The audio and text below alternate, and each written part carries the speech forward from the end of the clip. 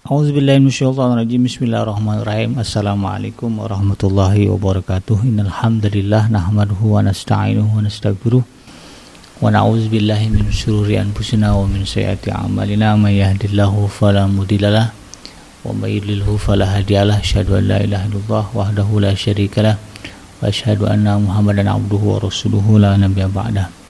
Allahumma salli wa sallim ala hadha nabil karim wa ala alihi wa ashabihi wa man tabi'ahum bi ihsanin ila yaumiddin. Wa qala Allah ta'ala fi kitabihil karim ya ayyuhallazina amanu taqullaha haqqa tuqatih wa la tamutunna illa wa antum muslimun. Ya al-haqqa adkhilna mudkhala sidqin wa akhrijna mukhraja sidqin wa ja'alna min ladunka sultanan nasira. Ja'al haqqa zahqal batil innal batila kana zahuqa.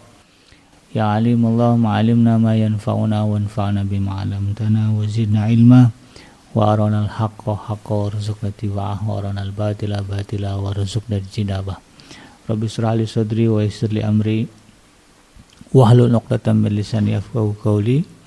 Rabbana innana amanna faghfir lana dzunubana wa qina adzabannar. Amma ba'd. Alhamdulillah, segala puji dan syukur adalah milik Allah Tuhan semesta alam yang telah menciptakan kita dari tidak ada menjadi ada, dan karena rahmat dari Allah Subhanahu wa taala kembali hari ini kita berjumpa di udara di gelombang 1044 AM iDream Radio Successful Muslim Family, dan juga di channel iDream TV, ya, di channel YouTube-nya iDream TV, dalam program Tadabbur Al-Qur'an, di mana insyaallah kita akan coba menelusuri bagian demi bagian, ayat demi ayat dari Al-Quran yang Allah firmankan kepada Rasulullah Muhammad SAW, disampaikannya kepada kita, dengan harapan mudah-mudahan ini bisa menambah kualitas keimanan kita kepada Allah, yang pada akhirnya kemudian meningkatkan kualitas kebahagiaan hidup kita di dunia dan juga di akhirat. Tidak lupa kita baca salawat dan salam. Allahumma salli ala Sayyidina Muhammad wa ala ali Sayyidina Muhammad. Assalamualaikum ayuhan Nabi wa rahmatullahi wabarakatuh. Semoga Allah terima salawat dan salam kita dan dilimpah curahkan kepada para nabi dan para rasul, wabil khusus Rasulullah Muhammad SAW. Dan semoga kita termasuk orang yang akan berbahagia ketika berjumpa dengan Allah Subhanahu wa taala nanti di yaumul mahsyar, termasuk dalam orang-orang yang dikumpulkan ya bersama dengan hamba-hambanya yang soleh, dimasukkan ke dalam jannahnya, dijauhkan dari siksa api neraka, ya, dan dipertemukan dengan Rasulullah SAW di tepi sebuah telaga yang sangat indah, di bawah sebuah pohon yang sangat rindang. InsyaAllah, amin ya rabbal alamin. Sahabat iDream yang dirahmati Allah dimanapun Anda berada, melanjutkan kajian kita dalam program Tadabbur Al-Quran. Kita akan coba mengulas dan membahas tentang firman Allah Subhanahu wa taala di dalam surah Al-Buruj. Surah Al-Buruj ini tema besarnya adalah para penggali parit. Walaupun sebetulnya makna Al-Buruj ya lebih kepada gugusan bintang, tetapi kalau dilihat dari untaian ayat-ayat ini lebih banyak berbicara mengenai peristiwa Ashabul Ukhdud ya. Seperti apa nanti para penggali parit ya, atau Ashabul Ukhdud ini ya, kita akan coba bahas ya di dalam uraian surah Al-Buruj ini. Sahabat iDream yang dirahmati Allah, para ahli tafsir berpendapat bahwa surah Al-Buruj ini termasuk ke dalam kategori surah Makkiyah ya. Karena turun di Mekah dan posisi turunnya setelah surah Asy-Syam.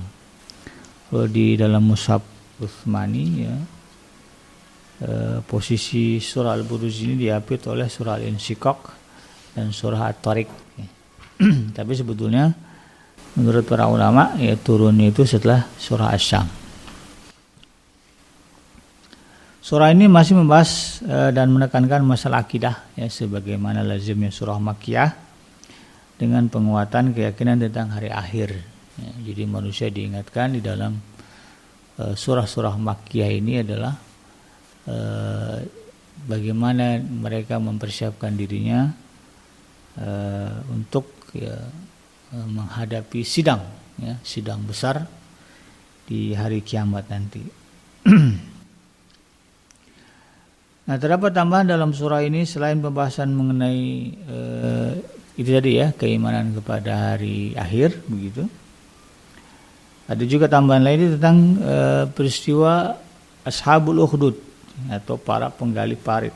Nah, ini adalah sebuah cerita tentang pengorbanan dan tebusan keimanan ya, dengan jiwa ya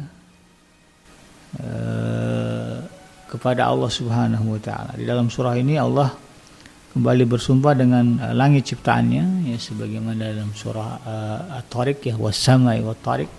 Maka di dalam surah ini juga Allah Subhanahu wa taala bersumpah dengan menggunakan kata langit ya. Sudah kita bahas di episode sebelumnya kenapa kata langit ini digunakan sebagai sumpah.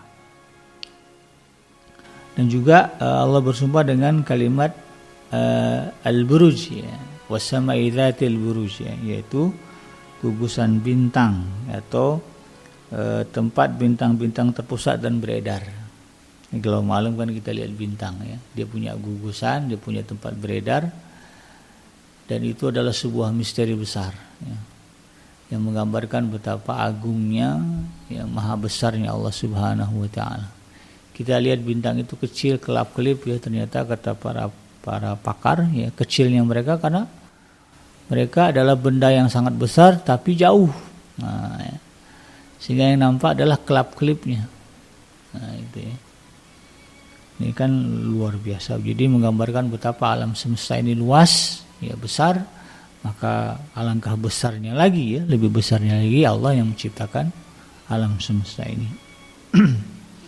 Pada intinya itu sebetulnya mengingatkan kita akan kebesaran Allah Subhanahu wa taala yang tidak boleh kita ragukan sedikit pun ya. Langit yang luas, gugusan bintang yang begitu banyak, itu menggambarkan betapa besarnya Allah Subhanahu wa taala.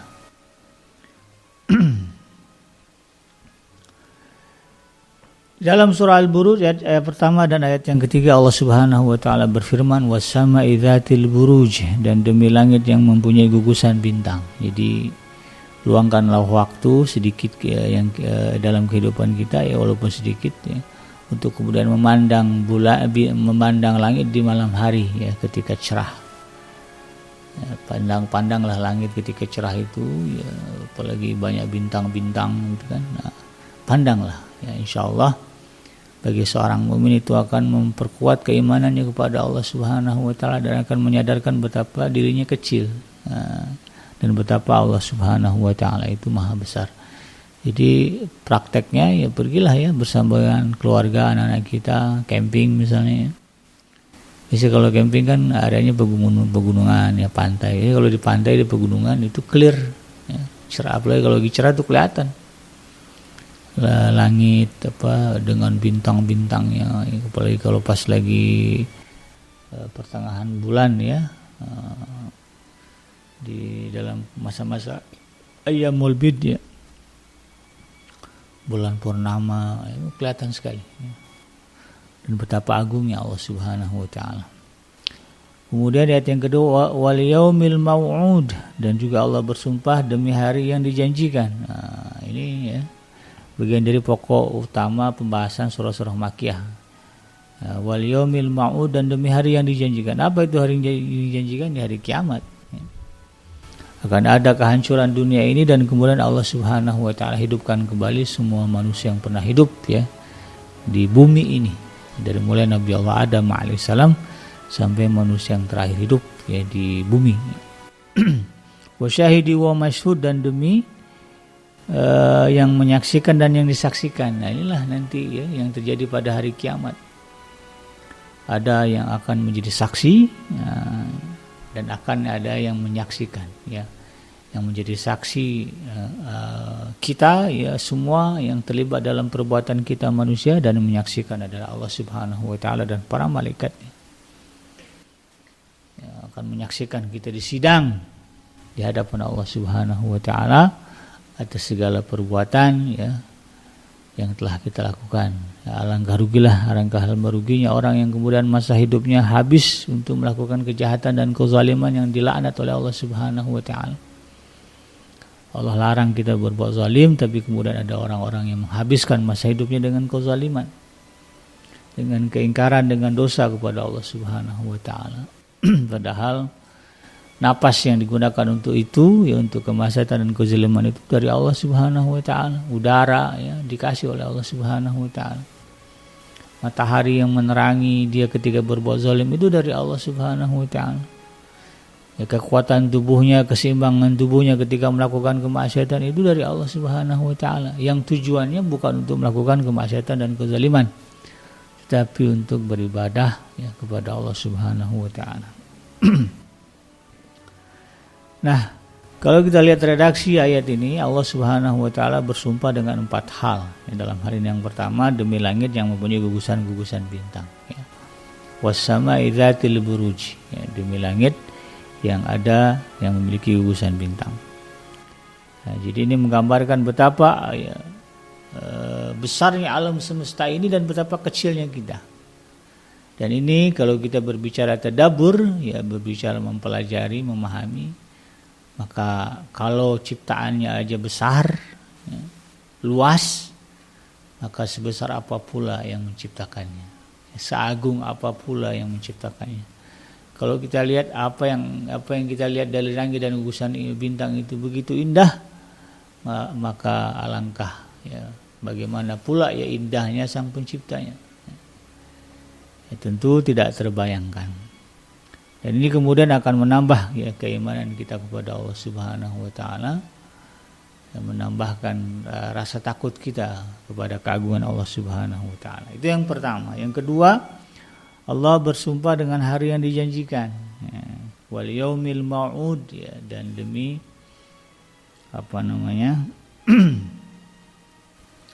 hari yang dijanjikan, ya tentu ya sebagaimana ditafsirkan oleh para ulama, ya hari yang dijanjikan itu adalah hari kiamat, ya. Dan yang ketiga dan yang keempat adalah wasyahidi wa masyhud, ya, demi yang bersumpah, demi yang syahid ya yang menyaksikan, dan yang masyhud yang disaksikan, ya. Dalam hal ini Ibnu Abbas, kemudian Hasan Al-Basri dan juga Sa'id bin Jubair ya radhiyallahu anhum meriwayatkan, menafsirkan bahwa kalimat wasyahid ya dan yang menyaksikan adalah Allah Subhanahu wa taala. Kemudian wa masyhud, dan yang disaksikan adalah selainnya. Nah, jadi Allah yang menyaksikan, maka yang lain itu adalah menjadi objek yang disaksikan oleh Allah Subhanahu wa taala. Sedangkan Mujahid dan Ikrimah berpendapat bahwa syahid ya, dalam makna wasyahid di sini adalah manusia, dan masyhud yang disaksikan adalah yang bisa dilihatnya. Jadi segala sesuatu yang dilihatnya itulah ya yang menjadi masyhud ya bagi syahid ini, bagi manusia ini. Karena apa yang Allah nampakkan nanti sudah Allah kabarkan di dalam Al-Quran, dan kita kemudian akan menjadi syahid, ya. Dan itu semua akan menjadi masyhud, ya. Kita akan menjadi syahid, saksi atas segala apa yang telah Allah sebutkan di dalam Al-Quran, ya. Kita orang Islam kan belajar Al-Quran, ya. Kalau ditanya bagaimana kehidupan setelah kematian, kalau dia paham, dia ngaji gitu ya, dia pelajari Al-Quran, dia ngerti itu. Apa saja yang dijanjikan oleh Allah Subhanahu wa taala, apa saja yang akan dia saksikan, dilihat nanti dari mulai ketika dia meninggal, ya step-stepnya, alam-alamnya itu ada kan? Maka itu nanti akan disaksikan, ya, akan dilihat ya, dengan sebenar-benarnya kesaksian. Itu kata Mujahid dan Ikrimah. Sementara menurut Sahal bin Abdullah mengatakan bahwa syahid yang dimaksud dalam ayat tersebut adalah malaikat, sedangkan masyhud adalah manusia dan amalnya. Nah, hal ini juga sekaligus mengingatkan manusia akan adanya pengawasan ya, dan juga pengadilan ya, yang maha agung dari Allah Subhanahu wa taala. Maka di hari kiamat ini manusia ada kala yang menjadi pihak yang menjadi saksi, dan tentunya ia juga akan diadili gitu kan, ya, di hadapan Allah Subhanahu wa taala. Ada kalanya kita menjadi saksi atas orang lain, ya disidang oleh Allah Subhanahu wa taala. Nah, kita ini kan makhluk sosial, kita berinteraksi dengan orang sekeliling kita. Nah, maka interaksi itu kemudian ya, akan Allah ambil sebagai sebuah kesaksian. Ya, apalagi kalau melakukan dosa dan kemaksiatan bersama-sama. Terlibat kita di dalamnya itu ya.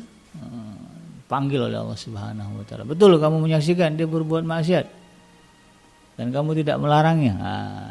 Itu dipanggil nanti. Dan sebaliknya ketika kita berbuat baik ya, atau menjadi saksi atas kebaikan-kebaikan orang, bisa jadi kita akan dihadirkan oleh Allah Subhanahu wa taala. Dan itu menambah kebaikan bagi kita. Nah, sumpah-sumpah tersebut dijawab dengan ayat yang keempat dan seterusnya ya. Ayat yang keempat Allah Subhanahu wa taala berfirman, "Qutil ashabul ukhdud an-nari dzatil waqud idhum 'alaiha qu'ud wa hum 'ala ma yaf'aluna bil mu'minina syuhud." Ya. Qutil ashabul ukhdud, ya, telah binasa dan terlaknatlah orang-orang yang membuat parit yang berapi dinyalakan dengan kayu bakar. Ya, nari dzatil waqud.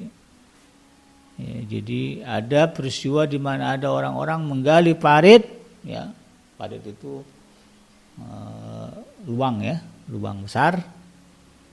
Dia gali kemudian diisi dengan api yang dinyalakan dengan kayu bakar. Di parit itu digali ya, parit yang besar kemudian dinyalakan api pakai kayu bakar. Idhum 'alaiha qu'ud, dan orang-orang itu kata Allah Subhanahu wa taala duduk berada di sekitarnya. Dengan santai mereka menyaksikan peristiwa yang ada di hadapannya yang berkaitan dengan parit yang berisi api yang mereka gali. Wa hum 'ala ma yaf'aluna bil mu'minina syuhud, ya. Dan sedang mereka ketika itu menyaksikan apa yang mereka lakukan terhadap orang-orang yang beriman. Nah, jadi ayat ini berkisah tentang peristiwa Ashabul Ukhdud, ya, sebagaimana diriwayatkan oleh Imam Muslim, Imam At-Tirmizi, ya, dari riwayat Suhaib Ar-Rumi, Rasulullah SAW pernah bercerita tentang peristiwa Ashabul Ukhdud, ya. Peristiwa Ashabul Ukhdud ini cerita tentang raja yang zalim, ya, yang kemudian nggak punya anak, ya, lalu mengangkat anak, ya, lalu kemudian anak ini disuruh belajar sihir gitu kan. Tetapi kemudian satu ketika si anak ini, si gulam ini ya, ketemu dengan rahib, ya, orang soleh, lalu kemudian diajarkanlah agama, diajarkanlah tauhid, akidah, ya, diajarkanlah tentang agama, ya, tentang keesaan Allah Subhanahu wa taala. Sampai akhirnya si raja tahu, maka si rahibnya dibunuh. Dan si anak ini juga mau dibunuh, tetapi qadarullah anak ini kemudian tidak bisa dibunuh oleh raja. Ya, dicemplungin ke laut, dia balik lagi. Dilemparkan dari tebing yang tinggi, balik lagi, hidup lagi. Jadi raja ini bingung, ya, karena segala cara digunakan untuk membunuh anak angkatnya ini. Tidak berhasil. Dia kembali lagi begitu kan. Maka kemudian terjadilah dialog ya antara raja yang zalim ini dengan sang anak muda, ya, atau ghulam, ya. Maka kemudian atas hidayah dari Allah Subhanahu wa taala, anak ini mengatakan kepada raja itu, kalau kamu mau saya mati caranya mudah. Nah, gitu ya. Kumpulkan orang, ya,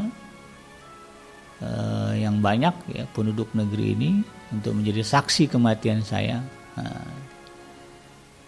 Pegang panah, ya, kamu cukup memanah saya, ya, tetapi ketika memanah itu sebutlah kalimat, ya, Bismillahirrahmanirrahim, ya, dengan menyebut nama Tuhan anak muda ini.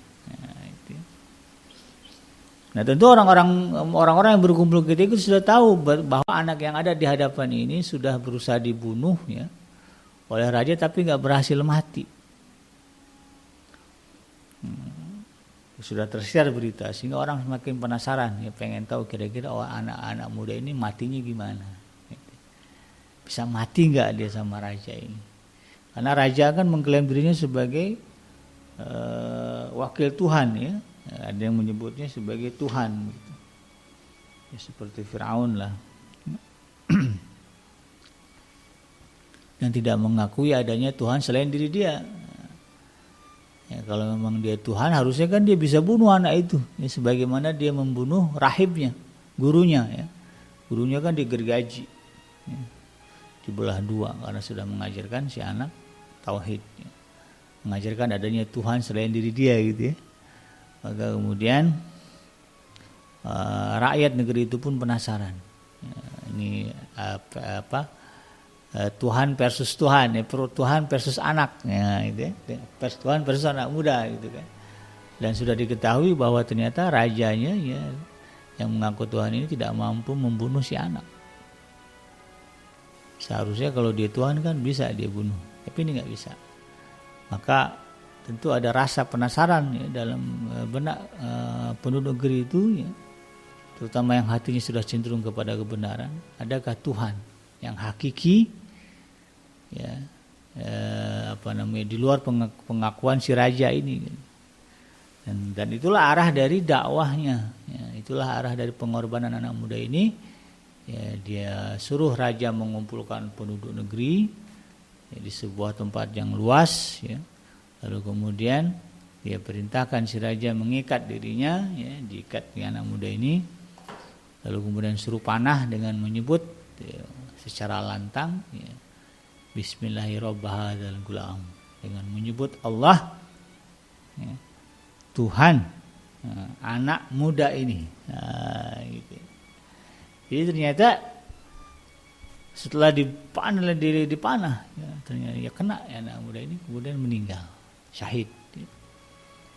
Jadi dengan cara itulah anak muda ini meninggal. Ya, artinya ya ada Tuhan yang lebih hakiki yang menguasai jiwa manusia, yaitu Allah Subhanahu wa taala. Dan itu disaksikan oleh seluruh penduduk negeri yang penasaran. Dan tentu ketika itu sebagian besar penduduk negeri itu akhirnya tersadar bahwa rajanya bukan Tuhan, karena terbukti dia tidak bisa membunuh anak kecil, gitu kan. Tetapi ada Tuhan yang diyakini oleh anak muda ini, dan dia adalah Allah Subhanahu wa taala, dan dia yang mencabut nyawa anak muda ini. Ya, dan itu mereka saksikan. Dan karena itu kemudian si raja murka, raja marah, ya.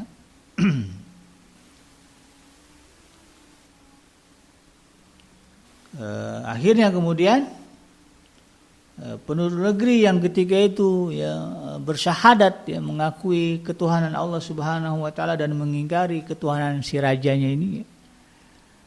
Maka kemudian diseleksi, gitu ya, ditangkap-tangkapin itu, ya, mereka yang mengikuti jejak anak muda yang dibunuhnya ini, ya, dikumpulkan, dan jumlahnya banyak. Karena mereka menyaksikan dengan kepala sendiri kebenaran, ya. Maka yang kuat hatinya, ya, memegang kebenaran itu, mereka ngaku, ya, la ilaha illallah, tidak ada Tuhan selain Allah Subhanahu wa taala, dan kamu bukan Tuhan kami, ya. Maka akhirnya kemudian dikumpulkan orang-orang beriman ini, ya, lalu diancam. Nah, ya, mereka dengan itu dia digali parit yang besar, dinyalakan api di situ berkobar-kobar, lalu kemudian dikasih tahu kepada mereka yang mengikuti keyakinan anak muda itu, saya akan lemparkan ke dalam api ini. Tapi siapa yang mengingkarinya, ya, dan tetap mengimani saya sebagai Tuhannya, gitu, maka dia akan selamat. Maka kemudian diriwayatkan di dalam hadis ini, ya, orang-orang yang imannya kuat sudah merasuk ke dalam dadanya bahwa tidak ada Tuhan yang berhak disembah dan diibadahi dan diyakini sebagai pencipta semesta alam selain Allah Subhanahu wa taala, hanya Allah. Lebih baik mati kalau kemudian harus meninggalkan keyakinan itu. Maka mereka tidak sedikit pun, ya, ragu untuk meloncat. Jadi nggak perlu didorong. Kalau gitu kami pilih masuk ke dalam api ini. Jadi mereka loncat sampai-sampai, ya, di dalam hadis ini disebutkan ada seorang ibu yang ragu. Ibu yang sedang menyusui bayinya ragu untuk lompat karena melihat bayinya. Maka kemudian si bayi ini atas izin Allah Subhanahu wa taala bisa berbicara, ya. Dia berbicara ke hadapan dengan ibunya padahal masih bayi begitu. Dia mengatakan, "Ibu, sabarlah, sesungguhnya engkau berada di dalam kebenaran." Wah, tambah kuat lagi tuh, dia melihat bayi bisa ngomong, ternyata memang Allah itu Tuhan. Maka dengan segera dia pun loncat ke dalam api itu. Dan ini Allah catat, Allah abadikan bagaimana seorang manusia yang dengan penuh kekejaman, kezaliman, ya, membunuh orang-orang yang mengatakan la ilaha illallah dengan siksaan yang kejam, dengan kezaliman yang besar. Dan itulah yang kemudian, ya kalau kembali ke dalam ayat yang pertama, ya Allah sebutkan tadi, ya, wal yaumil mau'ud, ada hari yang dijanjikan di mana orang-orang dengan tindakan seperti itu akan Allah hadirkan, akan Allah pertemukan. Wa syahidi wa masyhud, ya, si raja ini akan dihadirkan, ya. Semua yang terlibat, ya, yang disebutkan di dalam ayat tadi, ya, idhum 'alaiha qu'ud, dan ketika itu mereka duduk-duduk. Jadi raja dan pengikutnya duduk melihat, ya, orang-orang ini loncat ke dalam api. Itu semua yang duduk-duduk itu akan Allah hadirkan, dipertemukan dengan orang-orang yang telah mereka zalimi. Nah, inilah, ya. Ini menggambarkan, ya, betapa, ya, ada dulu di zaman di zaman sebelum Rasulullah SAW diutus, ya, ada orang yang begitu gigih mempertahankan keimanan sekalipun harus menghadapi siksaan yang kejam, ya, harus loncat ke dalam api. Nah, jadi inilah, ya, yang kemudian kita harus pahami dan kita harus sadari. Ya, perjuangan kita jauh, ya, berbeda dengan perjuangan orang-orang dulu dalam mempertahankan iman.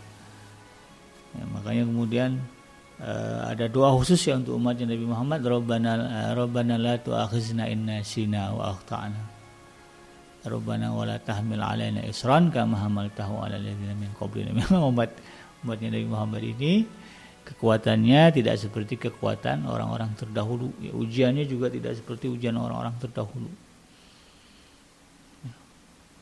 Ya, tetapi kemudian, ya, dengan ujian yang ringan itu, banyak sekali orang-orang di zaman sekarang yang mudah, ya, meninggalkan iman hanya gara-gara, ya, cinta dengan wanita, cinta dengan pria, ya, hanya gara-gara jabatan, hanya gara-gara harta, mudah ditinggalkan keyakinan, ya, yang benar, ditinggalkan Islam, berpindah agama menjadi murtad. Nah, itu kan ada yang seperti itu.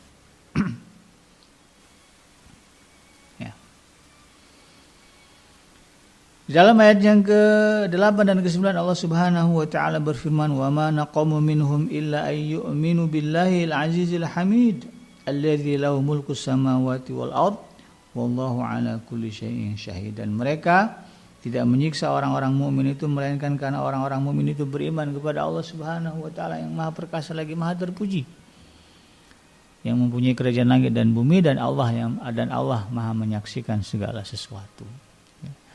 Jadi Allah catat betul, ya, apa yang mereka lakukan, saking kejinya, saking kejamnya, saking biadabnya begitu. Allah catat, Allah abadikan di dalam Al-Quran, dan ini akan menjadi kenangan kita. Dan insya Allah, ya, kalau kita termasuk orang yang akan masuk ke dalam surganya Allah Subhanahu wa taala, diri Allah Subhanahu wa taala, kita akan turut menyaksikan, ya, siapa sih rajanya itu, ya. Kayak gimana tampang orang yang tega, ya, menyiksa orang-orang yang beriman kepada Allah dengan siksaan yang pedih. Dan mudah-mudahan kita tidak segolongan dengan dia, gitu, ya. Ya, kita lihat tapi ternyata segolongan, ya, nauzubillahi min dzalik. Nah, apa yang dilakukan oleh Ashabul Ukhdud, ya, raja yang kejam ini, Raja Najran, ya, yang kejam ini, ya, bukanlah sesuatu yang baru, ya. Bahkan Bani Israel, ya, juga pernah membunuh dan mengejar nabi-nabi dan rasul yang diutus oleh Allah Subhanahu wa taala kepada mereka. Ada di dalam Al-Qur'an yang menyebutkan Bani Israel ini termasuk orang-orang yang kejam juga, ya, yang juga tega melakukan pembunuhan kepada para nabi yang diutus kepada mereka. Nah, hal seperti ini akan terulang terus sepanjang waktu. Ada kezaliman-kezaliman yang serupa, ya. Ada kebencian-kebencian yang serupa kepada orang-orang beriman yang teguh dengan keimanannya. Nah, ya di tengah arus pemurtadan begitu ya. Orang-orang kafir yang dengki dan iri tersebut tidaklah berbuat keji dan menyiksa kaum mukmin kecuali hanya karena keyakinan mereka. Ya, dengan sepenuh jiwa. Ya. Hal ini juga yang dirasakan oleh para sahabat Nabi, ya, yang disebut dengan as-sabiqun al-awwalun, ya, orang-orang yang terdahulu beriman. Itu luar biasa penyiksaannya. Jadi nggak cuma Bani Israel, nggak cuma Ashabul Uhdud, ya, yang pernah berbuat zalim kepada orang-orang yang mengistiharkan atau menyatakan la ilaha illallah. Bahkan orang Arab sekalipun, ya, yang bukan orang Israel, yang bukan juga bagian dari Ashabul Uhdud, ya, di masa dulu, tetapi mereka juga kemudian melakukan kejahatan serupa pada orang beriman, ya. Bahkan dalam riwayat disebutkan ada penyiksaan kepada kaum muslimin ketika itu, ya, pada mereka yang disebut sebagai as-sabiqun al-awwalun, luar biasa. Diikat tangan kanan, tangan kiri, ya, kemudian ditarik oleh kuda sampai putus. Ada yang kemudian disetrika, ya, dikasih besi panas, besi dibakar, diikat kaki tangannya seperti dilakukan kepada Ammar bin Yasir, kan demikian, ya, sahabat Nabi. Punggungnya dibakar, nih. Gimana tuh sakitnya? Sayyidina Bilal bin Rabah bahkan itu tadi diikat di tengah siang, ya. Arab itu kalau lagi panas, waduh, ya, telur bisa bikin telur ceplok, nggak usah pakai api, nggak usah pakai kompor, ya. Matang itu, saking panasnya gitu. Di tengah-tengah terik matahari dibugilin begitu, ya, nggak pakai baju. Kemudian ditidurkan di atas, dicelentangkan di atas pasir. Pasir kena matahari kan panas. Diikat kaki tangannya, kemudian supaya lebih panas lagi diambil batu gede, ya, batu besar ditaruh lagi di atas dadanya. Di bawahnya panas, atasnya panas, luar biasa. Sampai Sayyidina Bilal bin Rabah, ya, tidak sanggup mengatakan la ilaha illallah, ya. Yang keluar dari lisannya adalah ahad, ahad, ahad, ahad, ahad, untuk menunjukkan kepada mereka iman saya tetap, ya, tidak berubah. Sampailah kemudian diselamatkan oleh Sayyidina Abu Bakar As-Siddiq. Itu kan dilakukan oleh orang Arab.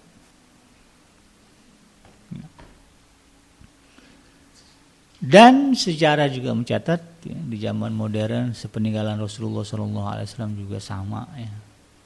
Sebagaimana yang terjadi di Spanyol, ya, di Cordova, ya, orang-orang beriman harus kemudian disiksa demi mempertahankan iman mereka.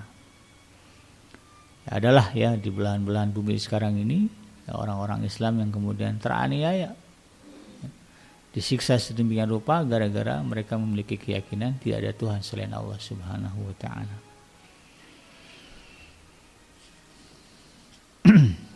Lalu kemudian di ayat yang ke-10 Allah Subhanahu wa taala berfirman, innal ladzina fatanul mu'minina wal mu'minati tsumma lam yatubu falahum adzabu jahannama wa lahum adzabul hariq. Inilah sebuah penekanan Allah Subhanahu wa taala dan akan kita saksikan nanti di yaumul mahsyar, ya. Apa kata Allah Subhanahu wa taala? Sungguhnya orang-orang yang mendatangkan siksaan kepada orang-orang yang beriman laki-laki dan perempuan, kemudian mereka tidak bertaubat, ya, falahum adzabu jahannam, ya, maka mereka akan mendapatkan neraka jahanam, walahum adzabul hariq, dan mereka akan disiksa, dibakar di dalam jahanam itu. Nah, jadi orang-orang yang di dunia ini, ya, menjadi penyiksa kepada orang-orang yang beriman, kepada orang-orang yang mengatakan la ilaha illallah, ya, akan mendapatkan jahanam dan siksa dari Allah Subhanahu wa taala.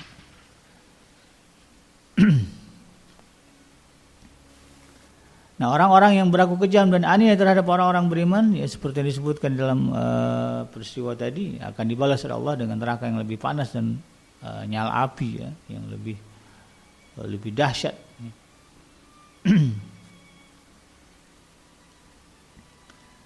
Meskipun demikian tetap yang namanya Allah adalah Maha Pengasih, Maha Penyayang. Allah masih buat kesempatan.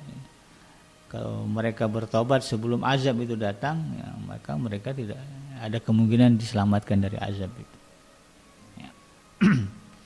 Ayat yang ke-11 Allah berfirman, innal ladzina amanu wa amilus solihati lahum jannatun tajri min tahtihal anhar dzalikal fawzul kabir. Ya, sesungguhnya orang-orang yang beriman dan mempertahankan keimanan sedemikian rupa, ya, seperti yang dilakukan oleh ashabul ukhdud, begitu kan, rela mati demi menjaga iman, wa amilus solihat, dan mereka adalah orang-orang yang berbuat baik, lahum jannatun tajri min tahtihal anhar. Ya, kalau orang yang tadi memfitnah, menyiksa orang beriman dimasukkan ke dalam jahanam yang membakar, maka orang-orang yang disiksa, ya, karena keimanannya, yang gigih mempertahankan keimanannya, lahum jannatun tajri min tahtihal anhar, bagi mereka adalah surga di mana di dalamnya, ya, digambarkan ada sungai-sungai yang mengalir di bawahnya.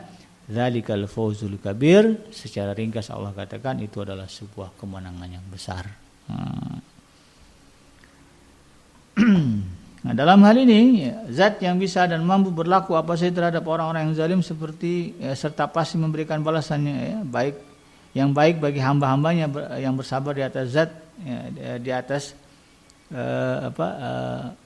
di dalam ayat tersebut adalah Allah Subhanahu wa taala, zat yang maha sempurna yang tak memiliki kekurangan apapun. Nah, di dalam ayat ini disebutkan beberapa karakteristik yang sesuai dengan makom cerita ashabul ukhdud, ya, serta setting umat Islam pada periode Mekah yang sangat tertindas. Yang pertama, ya, ashabul ukhdud ini memiliki sifat siksaannya keras. Maka kemudian di ayat yang ke-12 Allah berfirman, inna batsya rabbika lasyadid. Sesungguhnya azab Tuhanmu itu benar-benar keras. Ya, kalau mereka menyiksa dengan keras, itu belum seberapa dibandingkan dengan kerasnya siksa Allah Subhanahu wa taala. Nah, makanya kita orang kalau kita beriman kepada Allah, enggak berani kita berbuat zalim karena siksa Allah itu keras. Jangan terbetik di dalam diri kita mau menyiksa orang, karena siksaan yang akan Allah berikan kepada kita, ya, karena dosa kita menyiksa orang itu lebih dahsyat. Ya, Allah katakan inna batsya rabbika lasyadid, sesungguhnya azab Tuhanmu itu benar-benar keras. Nah, penempatan sifat ini, ya, mungkin dimaksudkan sebagai peringatan keras bagi orang-orang zalim, ya, sebagai ancaman sekaligus teguran, juga kemudian membuka peluang bagi mereka agar bertobat, ya, supaya takut. Jadi mau buat zalim kemudian enggak jadi karena ingat, oh Allah itu azabnya keras, nah, sehingga tidak jadi berbuat zalim, tidak jadi melakukan kekejaman. Dan kalau nekat juga, siap-siaplah nanti di akhirat dibantai Allah. Sifat yang kedua, ya, pencipta yang mampu menghidupkan ciptaannya setelah mematikannya. Innahu wa yubdi'u wa yu'id, ya, sesungguhnya dialah Allah yang menciptakan makhluk dari permulaan dan menghidupkannya kembali. Nah, jadi adapun penguasa hari kebangkitan yang merupakan pencipta, ya, yang tak tertandingi adalah Allah Subhanahu wa taala, adalah zat yang sanggup menciptakan apapun dari permulaannya. Ya, apalagi kemudian dari sekedar mengembalikan dari yang pernah ada. Ya. Yang enggak ada aja bisa ada, apalagi pernah ada gitu kan. Manusia ini kan merasa mungkin enggak itu, ya. Kita ini kalau udah mati dihidupkan lagi. Kita pernah hidup kok. Mudah bagi Allah untuk mengembalikan lagi.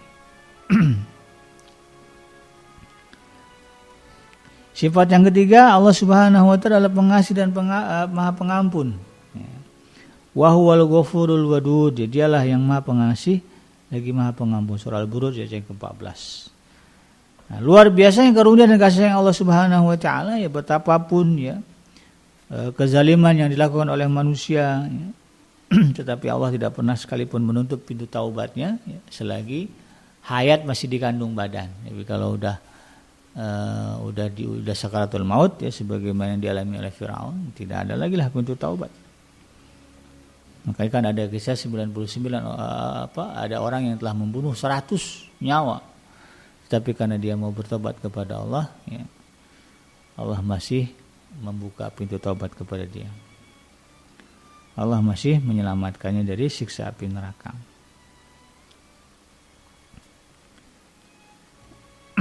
Yang penting adalah kesungguhan itu tadi ya. Kesungguhan di dalam bertobat kepada Allah Subhanahu wa taala.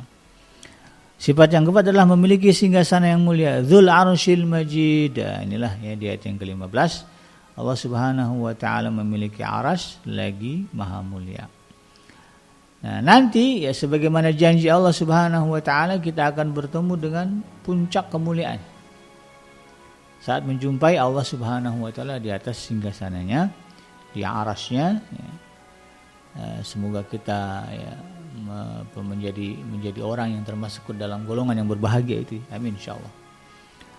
Dan akan diizinkan ya melihat dan berjumpa dengan zat yang maha mulia ini, Allah Subhanahu wa taala. Kita selama ini menyembah Allah, enggak pernah melihat Allah begitu kan.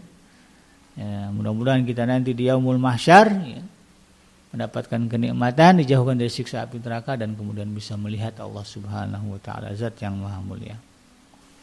Dan sifat yang kelima, ya Allah Subhanahu wa taala berbuat apa saja sesuai dengan kehendaknya.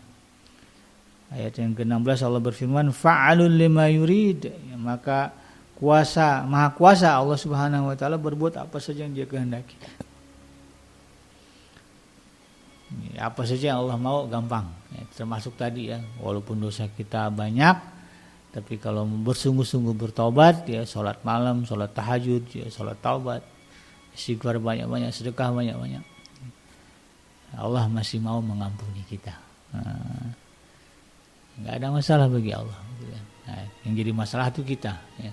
Mau nggak kita serius ya meminta ampun kepada Allah Subhanahu wa taala. Itulah Allah Subhanahu wa taala dengan segala sifatnya yang ditujukan kepada kita manusia.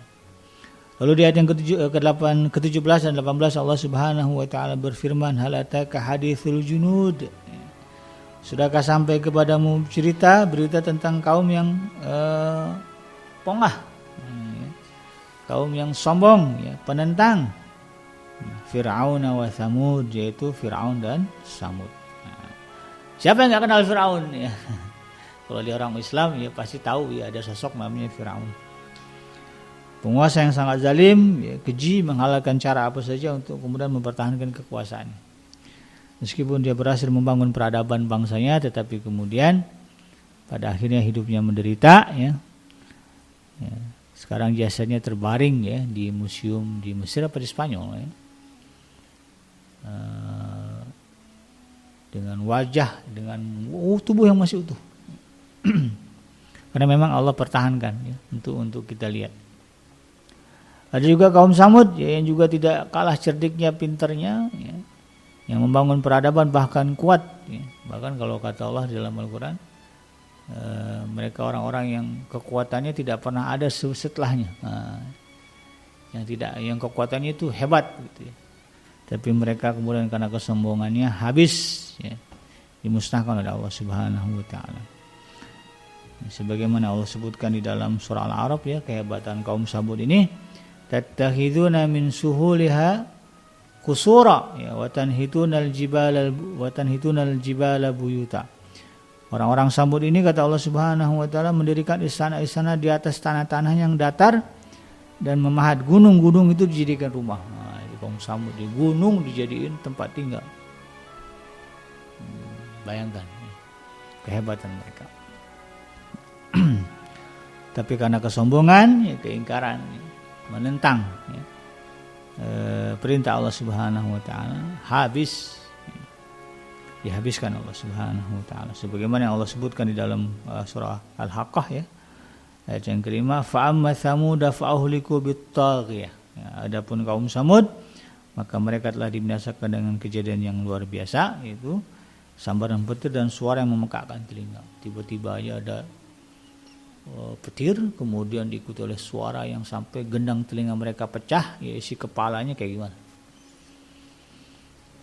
Suara kan kalau saking dahsyatnya itu bisa menghancurkan ya. Ada gelas tuh, ya, gelas kalau penyanyi seriosa itu untuk membuktikan suara tenornya tinggi ya.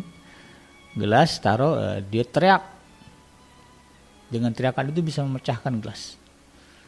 Nah, bagaimana kira-kira kaum Tsamud ya, kalau kasih suara yang memekakkan telinga, wah, pecah semuanya. Enggak cuma pembuluh, enggak cuma pendengarannya gitu ya. Enggak cuma gendang telinganya, semuanya pecah. Dan seharusnya dengan peristiwa itu ya antara Firaun dan Samud ini, kita orang-orang yang beriman kepada Allah Subhanahu wa taala harus bisa merenung, berpikir untuk kemudian mengambil ibrah ya, tidak menjadi orang-orang yang Allah sebut sebagai al-junud ya, orang-orang yang menentang. Ini sekarang ini ada fenomena-fenomena gitu ya, ada orang yang menentang sholat ya, menentang larangan zina. Nah, Allah sudah tegaskan ini nggak boleh zina, ya ditentang juga tuh. Menentang larangan nikah beda agama, udah jelas-jelas dalam Islam nikah beda agama nggak boleh, tentang juga itu. Nah, yang kayak gini-gini nih ya, nggak mau ngambil pelajaran dari Firaun dan Samud. Firaun Allah tenggelamkan, Samud Allah hancurkan dengan suara yang memekakkan telinga. Lalu ayat yang ke-19 dan ke-20 ya, ayat yang dalam surah Al-Buruj ini Allah Subhanahu wa taala berfirman, balil ladzina kafaru fi takdzib wallahu min waraihim muhit. Sesungguhnya orang-orang kafir selalu mendustakan. Wallahu min waraihim muhit, dan padahal Allah mengepung mereka dari belakang mereka. Tapi memang sudah menjadi tabiat ya, orang-orang yang sudah berada dalam kekafiran, peluang untuk sadar itu tipis. Ya, kalau udah betah di dalam kekafiran ya mau balik, mau keluar itu susah. Ya, makanya Allah sebut ini ya, balil ladzina kafaru fit takdzib, sesungguhnya orang-orang kafir itu selalu mendustakan. Ya, wallahu min waraihim muhit, padahal Allah mengepung mereka di belakang. Padahal udah tahu tuh cerita-cerita ada Firaun ya, raja ya, penguasa zalim, Allah musnahkan.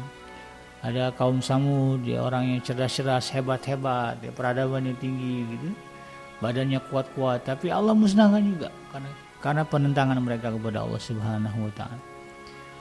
Jadi pada prakteknya mereka tidak takut ya. Tetap enjoy ya dengan segala kekafirannya. Nah, inilah yang kemudian ya, Imam Al-Alusi ya mempunyai penakwilan yang menarik tentang kalimat ini ya. Ya, kalimat min waraihim menurut Imam Al-Alusi itu artinya adalah menggambarkan sedemikian zalimnya orang-orang yang mendustakan ajaran Allah ya, yaitu kaum Firaun dan kaum Samud ya. Mereka membelakangi Allah, meletakkan ajaran Allah di belakang mereka dan selalu mengedepankan hawa nafsu dan juga kesenangan dunia yang sangat mereka cintai melebihi segala sesuatu. Ya Allah diletakkan di belakang ya. Jadi kalimat wallahu min waraihim, jadi Allah itu mereka letakkan di belakang. Kesenangan dunia, hawa nafsu, syahwat ya, dikejar-kejar. Nah, itu menurut Imam Al-Alusi. Nah, orang-orang yang digambarkan tersebut ya, sungguh berbuat apa saja yang dalam kehidupan mereka ya, bahkan mereka sangat yakin pada hari kiamat nanti adalah bahwa yang namanya hari kiamat itu adalah mitos. Nah, ini kan ada tuh ya, mantan penguasa yang mengatakan akhirat itu mitos. Akhirat itu apa namanya, hayalan-hayalan gitu. Karena mereka yang berbicara tentang akhirat itu tidak pernah menyaksikan gitu. Ada yang gitu kan? Nah, itu gambarannya seperti ini. Nah, orang-orang yang seperti ini ya, yang mendustakan hari akhir ya, menganggapnya sebagai sebuah hayalan ya. Karena belum ada orang yang balik dari sana cerita gitu ya. Nah, meninggal nggak pernah balik begitu. Ya, yang kemudian cerita tentang kematian itu, setelah kematian itu kan bukan dari orang yang sudah mati gitu ya. Nah, itu yang mereka kampanyekan, itu yang mereka yakini. Maka nanti ya, sebagaimana Allah sebutkan di dalam Al-Quran tadi ya, mereka akan dihadapkan pada kenyataan bahwa yang mereka ingkari itu ternyata adalah kebenaran. Apa yang disebutkan oleh Allah Subhanahu wa taala dalam Al-Qur'an akan menjadi kenyataan. Ya, makanya di dalam surah ayat yang ke-21 dan ke-22 ditegaskan bal huwa Qur'anum Majid. Ya. Bahkan yang didustakan oleh mereka itu adalah Al-Qur'an yang mulia. Fi lauhin mahfuz, yang tersimpan ya di dalam Lauhul Mahfuz ya. Jadi yang mereka dustakan itu sebetulnya bukan ya Rasulullahnya, tetapi apa yang dibawa oleh Rasulullah SAW. Ya, bukan ajaran Nabi Muhammad ya, tetapi Al-Qur'annya itulah. Ya. Bukan Nabi Muhammad yang didustakan, tetapi Al-Qur'annya itu yang mereka dustakan. Padahal kalau kita runut, ya teliti, kita mau terbuka ya, mau berbicara ilmiah, menguji kebenaran Al-Quran mudah dan bisa diuji. Kita yang bingung, yang masih ragu dengan Al-Quran, ambil satu ayat, uji kebenarannya, bisa. Akan terbukti kebenaran apa yang ada dalam Al-Quran ini. Walaupun turunnya 14 abad yang lalu, diuji zaman sekarang tepat kok. Bahkan banyak ayat-ayat di dalam Al-Quran yang kemudian kebenarannya baru terungkap sekarang dengan jelas. Setelah lahirnya kemajuan teknologi. Fakta-fakta yang disebutkan dalam Al-Quran ya, tentang misalnya kejadian manusia, tentang misalnya besi, tentang misalnya lautan, tentang angkasa, itu terungkap setelah kita berada di zaman modern seperti sekarang. Sudah sedemikian nyata kebenaran Al-Quran, tetapi kemudian ada orang yang masih sanggup mengingkari dan mengatakan bahwa akhirat, bahwa neraka, ya, bahwa siksa yang Allah janjikan bagi orang-orang yang ingkar itu tidak ada. Padahal Al-Quran itu kitab yang benar. Ya, ambillah teori, misalnya teori larangan zina. Kenapa Al-Quran melarang zina? Buktikanlah, nggak ada manfaat baik dari zina. Bahkan zina itu merusak. Ya, Allah sebutkan, wala taqrabu zina innahu kana fahisyatan wa sa'a sabila. Zina itu adalah perbuatan yang fahish, keji ya. Segimanapun orang berusaha melegalkan perzinahan ini, tetap saja ya, pada hakikatnya mereka rasakan itu ya, bahwa yang namanya berzina itu ya keji ya. Wasa'a sabila, dan jalan yang buruk ya, karena perzinahan itu kemudian lahir dan berbagai macam problem sosial. Tapi ada juga orang yang berusaha melegalkan hubungan seksual secara bebas ya, yang melegalkan LGBT dan sebagainya. Padahal itu semua jelas-jelas merusak, menghancurkan. Nah, itulah manusia. Demikian sahabat yang dirahmati Allah. Mudah-mudahan bermanfaat. Yang benar datangnya dari Allah Subhanahu wa taala, dan yang salah semata-mata lahir dari kealfaan dan kehilapan saya pribadi. Saya bikin jadi pamit undur. Subhanaka Allahumma rabbana wa bihamdika asyhadu an la ilaha illa anta astaghfiruka wa atubu ilaik. Alhamdulillahirabbil alamin. Wassalamualaikum warahmatullahi wabarakatuh.